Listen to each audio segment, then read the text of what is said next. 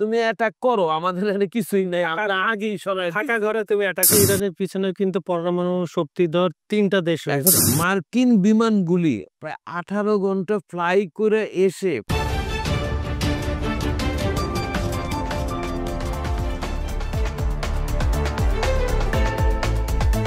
সুপ্রিয় দর্শক, খবর সংযোগ শোর নিয়মিত আয়োজন বিশ্ব সংযোগে আপনাদের স্বাগতম।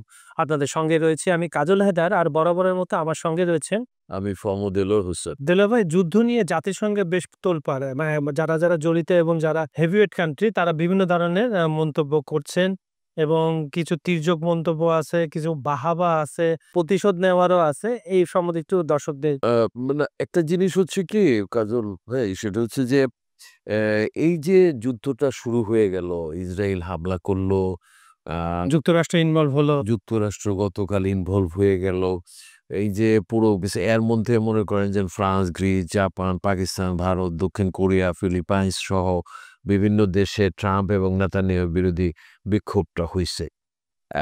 এর মধ্যে আবার একটা জিনিস আছে যে ইসরায়েলের ভিতরেও কিন্তু কিছু বিষয় তো এই যুদ্ধটার মধ্যে আমার কাছে এই যেমন হামলা পাল্টা হামলা, ফাত্তা মানে ইরানের পক্ষ থেকে ক্ষেপণাস্ত্র হচ্ছে, বিশ্ব বলতেছে কি যে ইসরায়েলিরা যেমন মনে করেন হামাসকে দমনের জন্য গাজাতে যে হামলা করতেছে নিরীহ মানুষের উপরে, এখনো সেটা চলতেছে। এর চাইতে ইরানের সঙ্গে যুদ্ধটাকে মনে হয় যে এই একই লেভেলে চিন্তা করলে হবে না।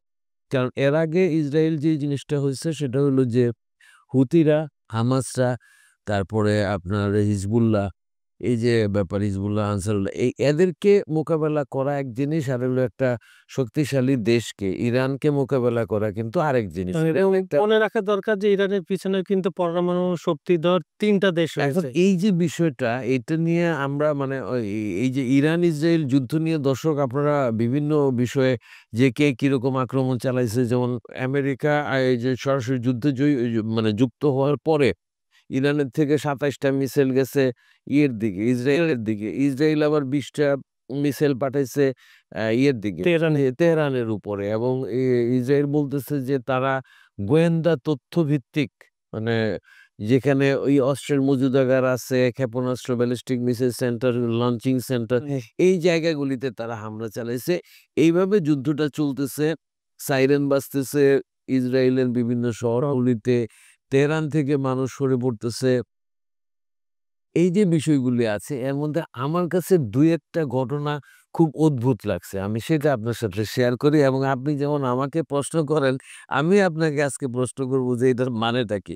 যেমন দেখেন, একটা অদ্ভুত ব্যাপার হলো কি যে ইসরায়েলের থেকে বা যে কোনো হামলা, যুদ্ধ একটা অবস্থা চলতেছে, সেখানে যে কোনো হামলা তো প্রতিহত করার অন্তত একটা চেষ্টা থাকবে।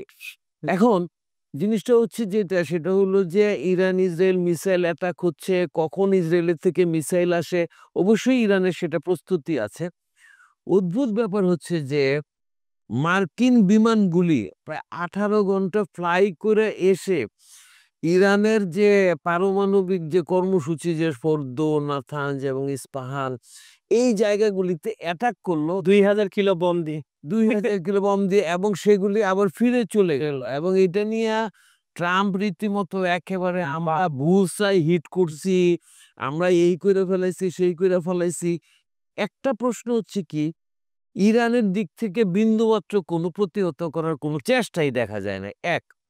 2 নাম্বার হচ্ছে এই হামলার পরপরই আপনি খেয়াল করেন একটা ছবি প্রকাশ হলো, যেখানে দেখা যাচ্ছে যে ফোর্দোতে 1 দিন না 2 দিন আগেই মানে অন্তত 18টা বিশাল বিশাল ট্রাকের লাইন ধরে দাঁড়ায় আছে, এবং সেগুলি ইয়ে করা হচ্ছে। তো ধারণা করা হচ্ছে যে তাদের যে মূল যে জিনিসগুলি আছে, এই জিনিসগুলি তারা সরিয়ে ফেলেছে, মানে সত্যতা পাওয়া গেছে, এটা সরিয়ে ফেলেছে। সুতরাং ইরান মানে আমার কাছে আমার প্রশ্নটা এই জায়গায়, আরেকটা প্রশ্ন আছে আমার, প্রশ্নটা এই জায়গায় যে ইরান কি এটা মানে কি ওই একটা গোল দিল মানে আমেরিকাকে যে তুমি অ্যাটাক করো, আমাদের এখানে কিছুই নাই, আমরা আগেই সরাই, থাকা ঘরে তুমি টাকা করে তুমি অ্যাটাক করে, এই জন্য এগুলির জন্য কোনো তারা প্রতিরক্ষা করার জন্য কোনো ব্যয়ও পড়ে নাই। কারণ একটা জিনিস হলো কি যে আমি জানতেছি যে আমার এই জায়গায় কিছু নাই, ঠিক আছে, ওই জায়গায় বম্বিং করুন। আপনার কাছে কি মনে হয়? আচ্ছা, প্রথম প্রশ্নের উত্তর দেই যে 18,000 কিলোমিটার পাড়ি দিয়ে তারপরে অ্যাটাকটা হলো।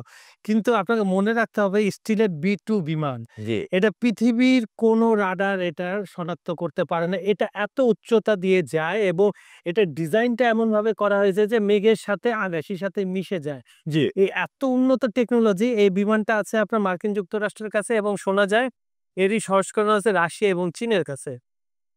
এটা যুক্তরাজ্যের কাছেও নাই, ফ্রান্সের কাছেও নাই। জি। এটা খুবই ব্যয়বহুল। একেকটা বিমান তৈরি করতে একেকটা দেশের বাজেটের সমান অর্থ ব্যয় করতে হয়। মানে আপনি বলতে চাচ্ছেন যে আমেরিকার বিমান যা আসছে সেটা ইরানেরই এরা শুধু ইরান না অন্য কোন দেশের কারো পক্ষে টের পাওয়া সম্ভব টেস্ট করার কারণে এটা রাডারকে ফাঁকি দেওয়ার এইটা তো বিমান প্রতিহত প্রতিহত করে করে না। নাই। কিন্তু এটা আমি যেটা ভাবতেছিলাম যে যেটা বলতেছিলাম যে এটাও তো সত্য যে ইরানের এই যে পরমাণু কেন্দ্রগুলির থেকে আসলে মালামাল তারা সরায় নিছিল আগেই। এটা হচ্ছে ২ দিন আগে স্যাটেলাইট চিত্র যেটা পাওয়া গেছে বিশাল ট্রাকের বহর ফোর্দো থেকে হ্যাঁ। আপনার সরিয়ে নেওয়া হচ্ছে। কি মাল সরিয়ে নেওয়া অত উপর থেকে তো দেখা যায় না। এই যে আপনি ২ দিন আগে আপনি কথা বলতেছিলেন যে এই একটা ভূমিকম্পের কথা। হ্যাঁ, জি, জি। এটা কি ভূমিকম্প নাকি অন্য কিছু? এটা নিয়ে কিন্তু কিছু আলোচনা উঠছে। সেই আলোচনাটা কি? সেটা হলো যে ইরান ইতিমধ্যে পরমাণু বোমা তৈরি করে ফেলছে কিনা এবং সেটার পরীক্ষাটাও ওই যে সব করছে কিনা এটা নিয়ে কিন্তু আলোচনা। এটা নিয়ে আপনি কি জানেন? এটা সর্বশেষ হচ্ছে এইগুলা তরঙ্গ নিয়ে যারা কাজ করে বিশেষজ্ঞ, এদের কাছে ওইটা ওই সময় অস্বাভাবিক লাগছে। তাদের কথা হচ্ছে যদি ভূমিকম্প একটা অঞ্চলে হয়, যেটা আপনি বলছেন ভূমিকম্পের যে তরঙ্গটা এটার সাথে এরকম একই রকম না। এটা তরঙ্গ বলতেছে ছিল। তারা হয় কোনো শক্তিশালী বিমান যদি আশপাশ থেকে যায় একটা কম্পন সৃষ্টি হয় যেটা বলতেছি। বা কোনো ক্ষেপণাস্ত্র যদি ভূগর্ভস্থে পরীক্ষা করা হয় এ ধরনের হয়। আর ভূমিকম্পের মাত্রার সাথে স্কেলের তফাৎ আছে বলে তাদের মধ্যে কিউরিওসিটি দেখা দিয়েছে এবং তারা এটা নিয়ে কাজ করছে এবং শেষ পর্যন্ত আমি সর্বশেষ এই রিপোর্ট এখনো আসে নাই। কনফার্ম এখনো হয় নাই। মার্কিন নাসা এটা নিয়ে কাজ করতেছে। মার্কিন গবেষণা সংস্থা নাসা মূলত এটা নিয়ে কাজ করতেছে। এটা এখনো রেজাল্ট আসে নাই। আর তারা চেষ্টা করছে এখন প্রত্যেকটা দেশের তো চর থাকে।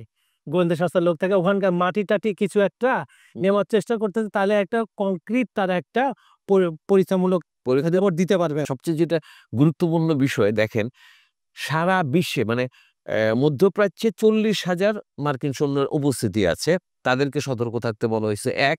সারা বিশ্ব জুড়ে মার্কিন অধিবাসীদেরকে সতর্কতার সাথে চলতে বলা হয়েছে। আমার প্রশ্নটা হলো এই জায়গায় যে মার্কিনিরা যদি মনে করে তারা যেই ভূমিকাটা পালন করতেছে সেটা ন্যায়সঙ্গত, তাইলে কেন এটা বলা হয়? বলা হচ্ছে যেহেতু তারা জানে, ট্রাম্প জানে যত কিছুই বলুক যে এটা একটা অন্যায় কাজ। যুদ্ধ, অন্যায় বিষয়টা ইরানের উপরে চাপিয়ে দেওয়া হইছে। সুতরাং সে মনে করতেছে যে মার্কিনিরা বিভিন্ন জায়গায় অ্যাটাক খেতে পারে। মার্কিনীদের উপরে ঘৃণা তৈরি হইতেছে এবং এইটা কিন্তু মার্কিনিরাও বুঝে, ওয়াশিংটনে ক্ষোভ হচ্ছে এবং সরকারও বুঝে তাদেরকে বলা হচ্ছে সতর্ক থাকা। এখন আমি যদি একটা ভালো কাজ করি বাংলাদেশী হিসাবে আমি কেন বাংলাদেশীদেরকে সতর্ক থাকতে বলবো? সেটাই। আমি সেই কারণে সতর্ক থাকতে বলছি যাতে করে যে আমি জানি অন্যায় করছি সুতরাং মার্কিনীদের উপরে এই অ্যাটাক হইতে সারা বিশ্বে তাদেরকে সতর্ক থাকতে বলছে। আমরা যে জিনিসটা আজকে আলোচনাটা শেষ করি, আপনি শেষ করেন। আমরা এই এই যুদ্ধের যে একটা অর্থনৈতিক ইফেক্ট আছে, এইটা নিয়ে আমরা পরবর্তী টক শোতে আমরা কথা বলব। প্রিয় দর্শক আমাদের সঙ্গে থাকবেন। সুপ্রিয় দর্শক আমাদের এই অনুষ্ঠান আপনারা নিয়মিত দেখছেন বলে আপনাদেরকে ধন্যবাদ। আর আমাদের ভিডিওগুলো লাইক, কমেন্ট ও শেয়ার করবেন এবং এখানে আরো নতুন কিছু জানার জন্য যদি আপনাদের ইচ্ছা হয় আমাদের কমেন্টে জানাবেন। আমরা যথাসাধ্য চেষ্টা করব সেটা এনালাইসিস করে আপনাদের সামনে উপস্থাপনা করার। তো ততক্ষণ ভালো থাকবেন। আজ এই পর্যন্তই রাখি। খোদা হাফেজ সবাইকে।